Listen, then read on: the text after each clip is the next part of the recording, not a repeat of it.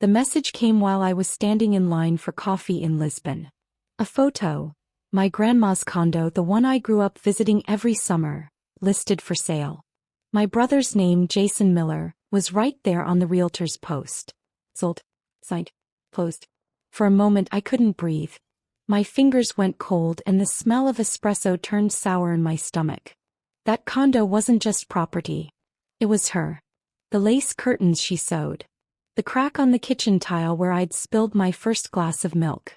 I stared at the screen until the barista said, "Miss, your order?" I didn't move. My name is Emily Miller. And from wherever you're watching this, stay with me.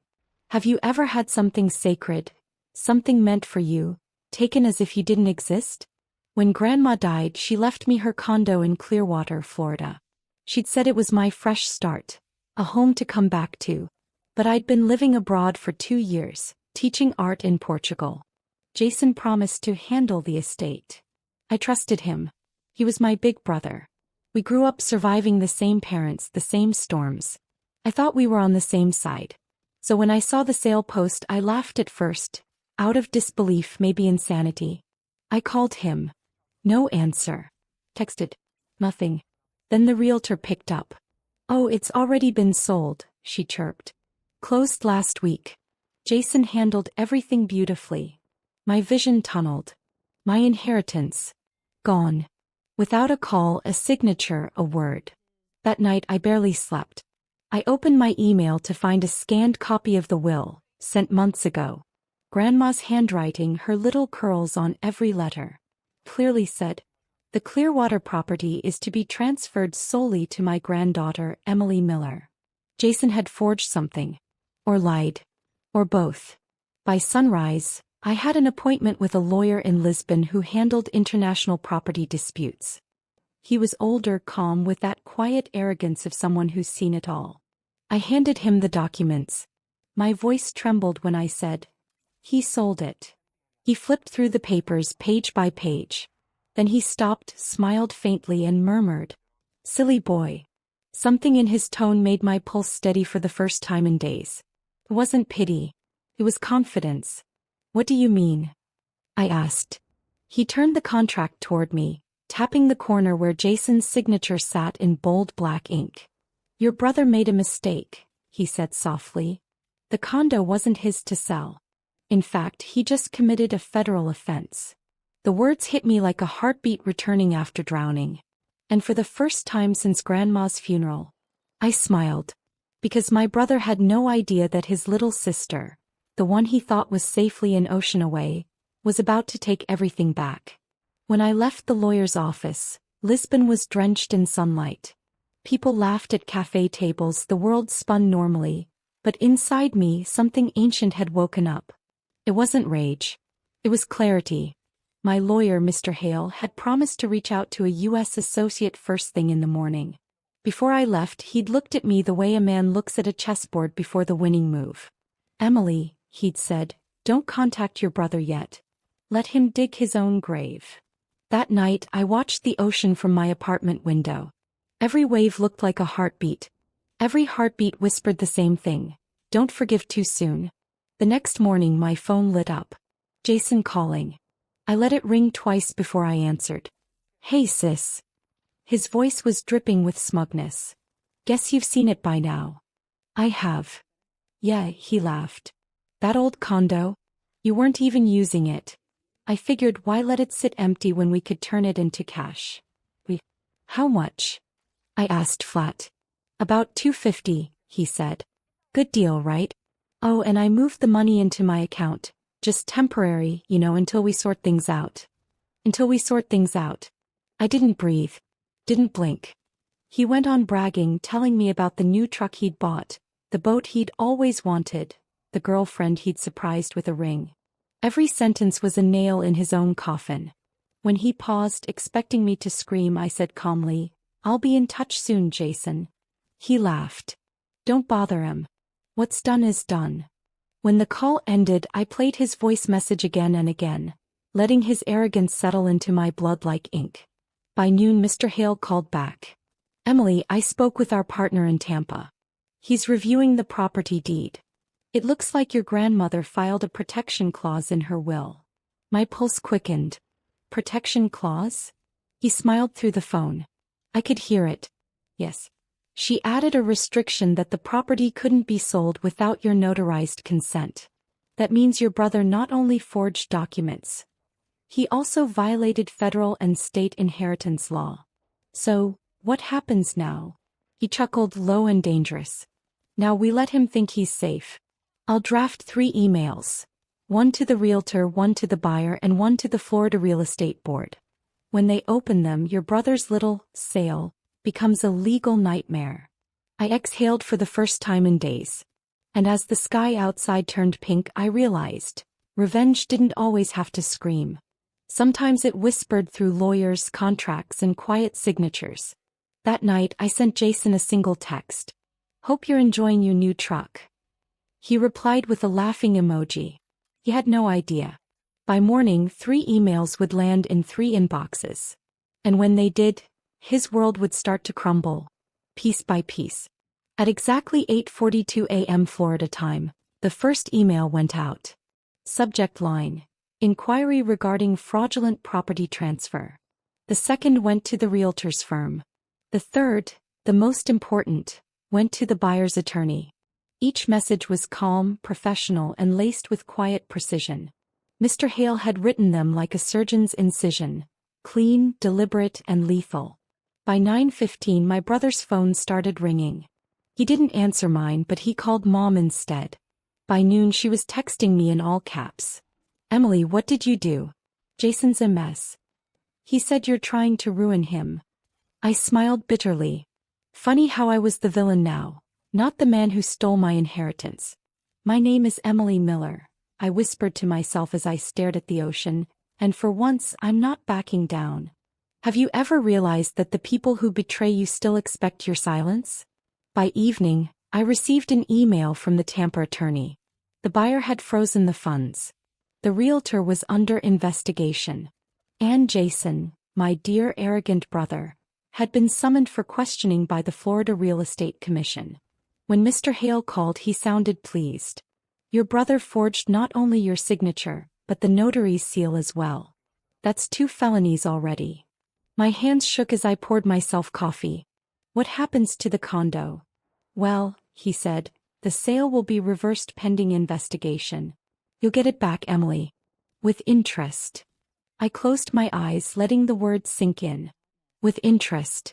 That night I couldn't sleep. My phone buzzed again. Jason. Voicemail this time. His voice panicked. Listen. I didn't mean to screw you over, okay? I just thought you weren't coming back. The condo was just sitting there, you know? I'll fix it. Please don't press charges. It was the first time he'd said please to me in years. But pity is a dangerous thing when mixed with memory. I remembered every birthday he'd missed. Every time he'd called me the failure artist. Every smirk when Grandma said I was her favorite. He'd never wanted the condo. He'd wanted to erase me. At dawn, Mr. Hale emailed again. He discovered that Jason had used Grandma's old checking account to transfer some funds before closing. Money that legally belonged to me. How much? I typed. He replied, $38,000. $38,000 stolen. Not out of need, out of greed. I stared at that number for a long time. Then I wrote back. Freeze every account you can find. I want it all traced. He responded instantly. Already on it. And Emily? When this is over, he won't just lose the money. He'll lose the right to touch a single dollar of your grandmother's estate again. I put my phone down, walked to the window, and watched the Atlantic glimmer in the morning light. Jason had no idea that his world wasn't just cracking. It was sinking. And when I finally called him back that night, my voice was calm, steady, surgical. Jason, I said, do you know what the word reversal means? He went silent. Good. He needed to learn what silence felt like. When he finally spoke, his voice was thin, like someone trying to sound brave with the floor giving way beneath him. Emily, what did you do? I did what you should have done, I said quietly. I respected Grandma's will. He tried to laugh, but it came out cracked. This isn't a game, Mem. They froze my accounts. They're threatening to pull my truck, Your truck that you bought with my inheritance? I cut him off. The silence that followed was heavy, almost human.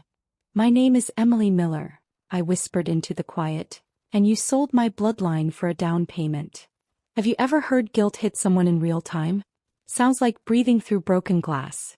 Okay, I'll pay you back. All of it. I swear. He was panicking now, words tumbling faster than sense. You don't have to get the law involved. We're family, right? Family. That word used to mean something. Now it just sounded like excuse. You already got the law involved, I said.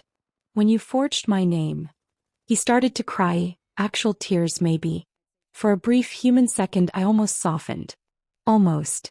But then I remembered Grandma's hands trembling as she signed her will, saying, Jason never learned to build, only to take. And I remembered standing at her funeral while he checked real estate listings on his phone. I'd been quiet my whole life. Not anymore.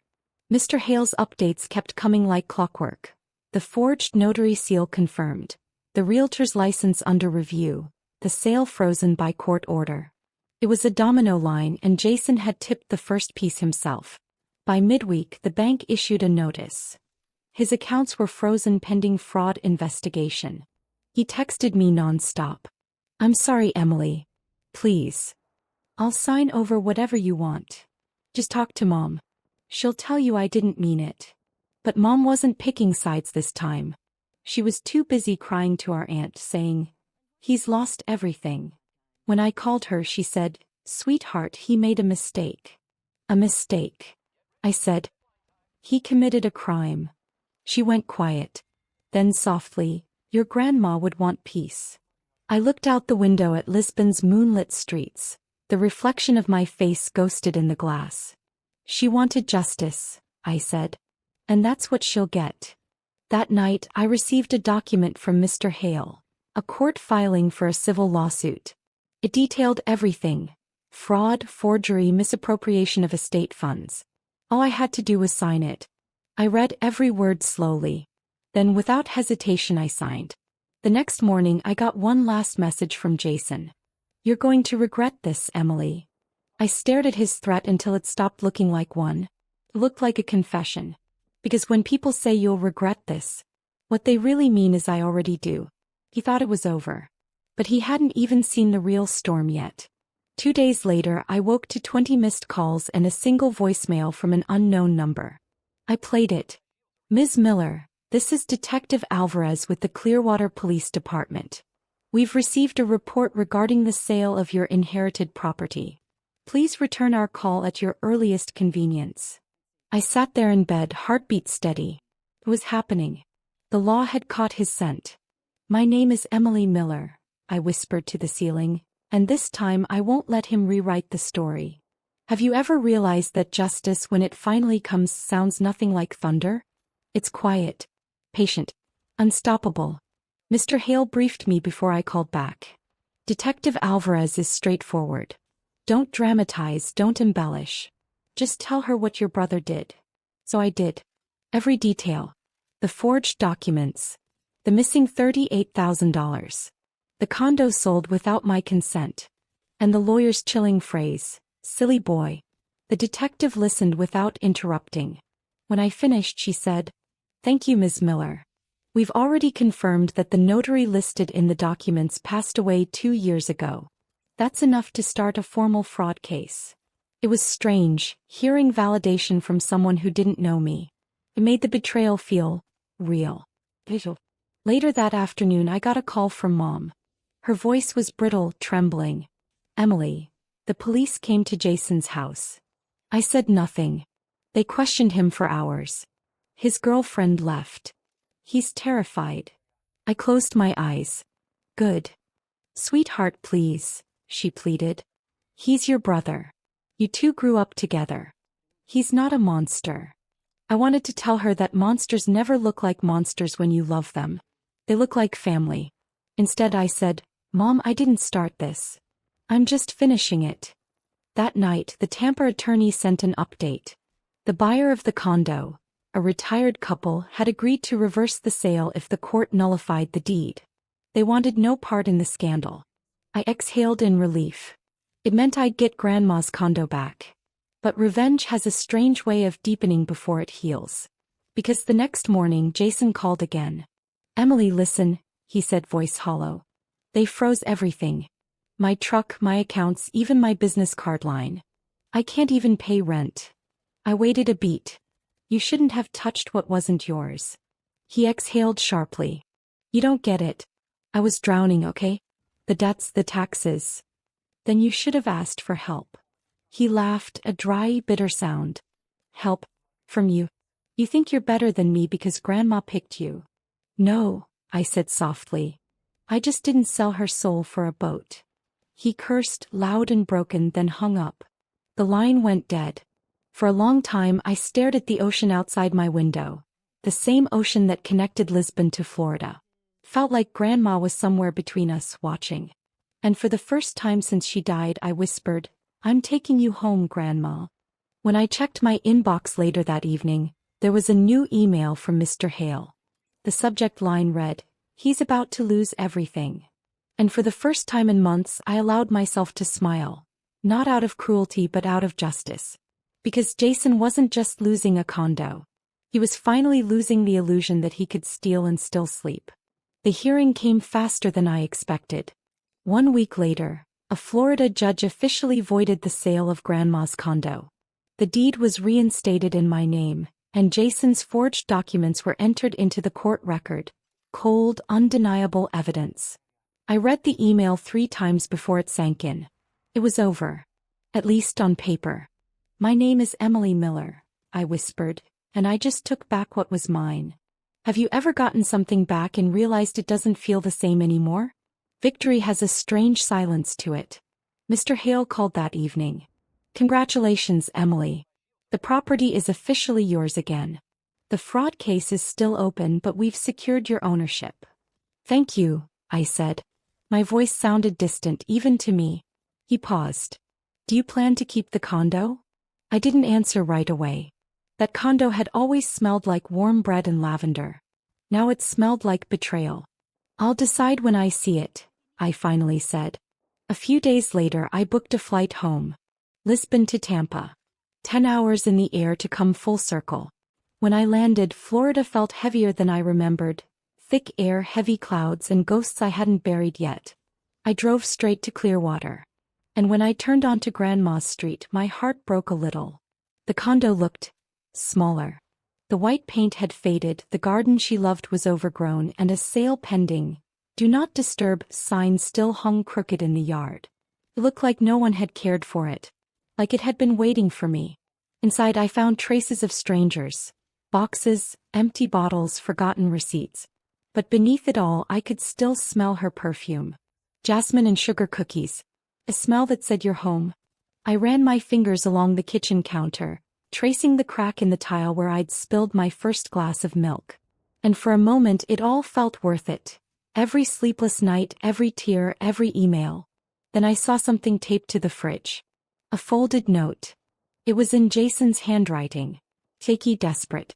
I didn't mean to ruin it. I just wanted to feel like I mattered.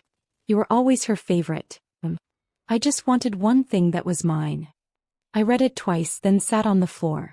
He was still trying to justify the theft with pain. Maybe that was his curse. Always mistaking hurt for hunger. That night I stood on the porch and watched the ocean breathe against the sand. I thought of Grandma's laugh, the way she'd say, "Some people don't grow up, sweetheart. They just get older."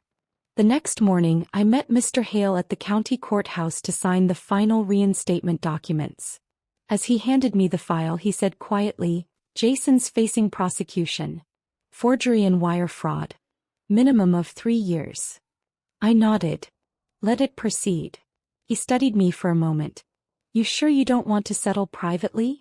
"No," I said. "He sold my home. Let him feel what loss really is." That night, back at the condo, I turned off all the lights and sat in the living room. The moonlight poured in through the curtains like water. For the first time in years the house was quiet. Peaceful. But not empty. Because justice had finally walked through its doors. They scheduled the hearing for a gray Tuesday morning in Clearwater County Court. Rain tapped the courthouse windows like a slow metronome, marking every heartbeat, every breath. I sat in the front row beside Mr. Hale, my palms resting still on my lap. Jason entered wearing a wrinkled suit that wasn't his size. His eyes darted everywhere but me. For a second I didn't recognize him. He looked smaller, not younger, just emptied out. "My name is Emily Miller," I told myself, "and this is the moment I stop being the victim." Have you ever sat across from someone you once shared a childhood with and realized you'll never know them again? That was me. That was him. The prosecutor laid it out clean and cold. Forged notary, fake transfer authorization, $38,000 in stolen funds. Every document displayed on a glowing screen, each one a piece of his deceit. And every so often he glanced toward me, as if waiting for mercy. But mercy had been buried with Grandma. When they called me to the stand, I stood tall. I told the truth, not vengeful, not cruel, just honest. I described the condo, the will, the sale, the moment I saw my name missing from the contract. When I said the words, "He sold what was never his," Jason's head dropped. He didn't deny it. He just whispered, "I was desperate." The judge's gavel fell softly, like a punctuation mark, not a weapon. Jason was sentenced to 2 years of probation, mandatory restitution, and a felony record. He wouldn't go to prison, but he'd live with that stain forever. Afterward, outside the courthouse, Mom waited for me under an umbrella. She looked older, smaller too. "I never wanted it to come to this," she said. "Neither did I." She nodded, eyes glistening. "He's still my son." "I know." I turned toward the street. "But he stopped being my brother the day he forged my name." She flinched, then whispered, "He's lost everything." "No," I said quietly. "He finally learned what everything costs." That night I went back to Grandma's condo. The rain had stopped. The air smelled like wet earth and clean beginnings. I walked through each room slowly, kitchen, hallway, bedroom, until I reached her old study. That's where I found the box. Inside were her letters, tied with faded blue ribbon. And on top, a sealed envelope addressed to me. The ink had bled a little with age, but her handwriting was still perfect. "Emmy, if you're reading this, I'm gone. Don't fight for things, sweetheart. Fight for what they meant. A home is more than walls. It's the love you protect inside them." I cried for the first time in weeks. Not because I was broken, but because she still knew exactly what to say. Jason had taken the condo. Had taken it back. But what Grandma left me was never bricks or deeds. It was resolve. I looked out at the moonlight shimmering on the waves and whispered, "Rest now, Grandma. It's safe again." Behind me the house seemed to exhale, as if it had been waiting for those words all along. The condo was mine again. Legally, completely, silently. No celebrations, no champagne. Just the hum of the refrigerator, the scent of jasmine still clinging to the curtains, and a peace so deep it almost felt like grief. I walked through the rooms barefoot. The floor creaked like an old friend waking up. Everything had changed, yet everything was exactly the same. "My name is Emily Miller," I whispered into the quiet, "and I've finally come home." Have you ever realized that closure doesn't arrive like fireworks? It comes softly, like the tide returning to shore, like forgiveness you don't say out loud. It had been 4 months since the verdict. Jason hadn't called. Not once. But last week I received a small envelope in the mail. No return address. Inside, a cashier's check for $38,000 and a folded note. "You wanna? I hope that helps you start over. Jason." I stared at it for a long time. Not with anger, not even with triumph. Just a strange, aching understanding. He hadn't sent it out of love.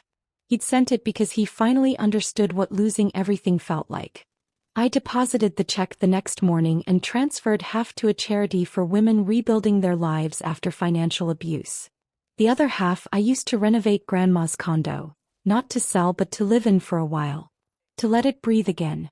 Mr. Hale called last week, his voice softer than usual. "You did it, Emily. You took back what was stolen, the right way." I smiled. "I didn't do it for revenge, you know." "I know," he said. "That's what makes it revenge that lasts." The renovation finished this morning. Fresh paint, repaired tiles, new light fixtures. But I kept Grandma's curtains. those soft lace ones that flutter when the windows open. When I stood there watching them move, I realized something simple and heavy. I'd spent years letting people decide what I was worth. Now I didn't need anyone's permission to exist in peace. That night, I sat on the porch with a mug of coffee as the sun went down over Clearwater Beach. The air smelled like rain and salt and freedom. A couple walked by holding hands, laughing, and I smiled, not with envy but with stillness. Because sometimes revenge isn't about making them hurt. It's about making sure they can never touch your peace again. I looked toward the horizon where the ocean swallowed the sky in gold and whispered, "Thank you, Grandma, for teaching me how to stand up and how to let go." The house was quiet. My heart finally too.